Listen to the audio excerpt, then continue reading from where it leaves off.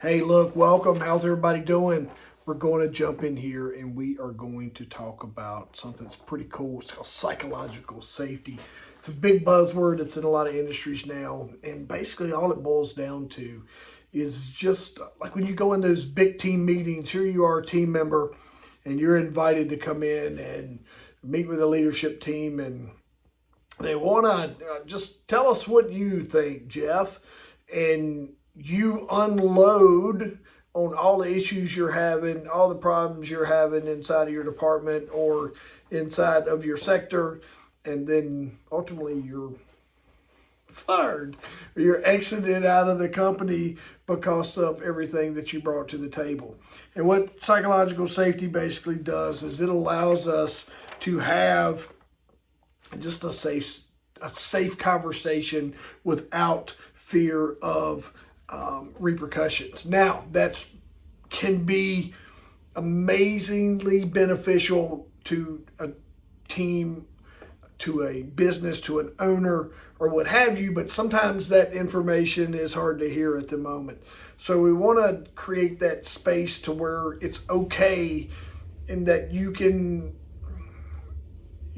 speak your mind without fear of repercussion. It's basically all it boils down to.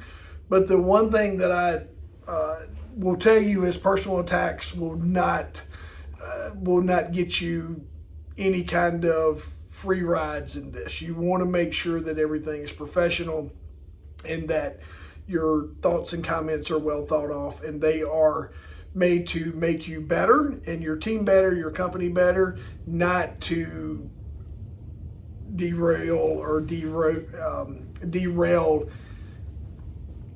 or to criticize negatively, bring negativity into the conversation. That's not what we want to do with psychological safety. As a leader and as an owner inside of a business, you want to encourage this. One of the things I think it helps everyone gets better is just positive feedback coming from folks that are out in the areas focusing on delivering customer service. And when they're having issues or when something's underperforming, is those are the folks that we're going to go to first and say, hey, what's up? Why are we underperforming over here? And we want to hear from them. And we want to hear from them. I've been in this situation before to where my area started falling down because I was starting to outwork my knowledge. I was starting to take on roles or deal with problems that I had no idea. It was all new land for me, and I needed personal development. I needed leadership development. I needed someone to come in and coach me up so I could be better equipped to handle those problems that I was dealing with. So it's not always your people is your best assets, and being able to lean on them and help steer the ship in the direction that we're trying to go, which is generally into profits and growth from a business ownership standpoint, this is a really valuable tool for them. Just from an ownership standpoint is being able to come back and encourage this, foster the environment to where the communication takes place, to where you have the environment that is free of repercussions, but also we can be professional and handle the conversation that needs to be had.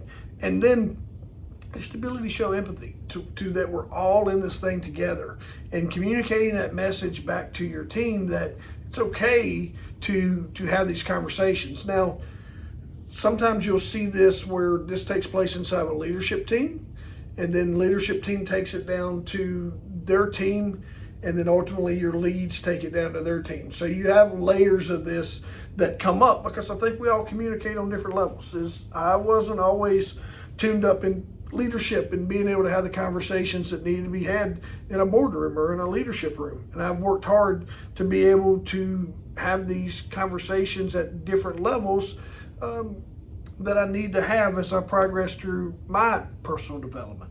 So is just promoting the culture of feedback is basically what the whole psychological safety comes down to. If you run your business and you are asking regularly for feedback and you are seeking input from your team, you are basically operating with psychological safety in mind. So if you want to learn more about this, I just did a blog post on it. It's up on my website. Definitely I use DISC again as a tool to help teams become more cohesive so they're able to execute at higher levels, communicate better, and it just fosters a great environment that allows your team to grow and communicate better. So these little issues of that are sometimes get brushed under, and some of the issues that are compounding or piling up, those come to the forefront so we can take care of those. So keep in mind, make sure that you talk to your teams. If you're struggling with just finding feedback within your team, connect with me and I'll help you figure out a strategy that will lead you to just a better communication between you and your team, and then your team and anyone that's working alongside the company. So remember, your key takeaway that I can tell you the most is always try to be a culture of feedback and practice psychological safety.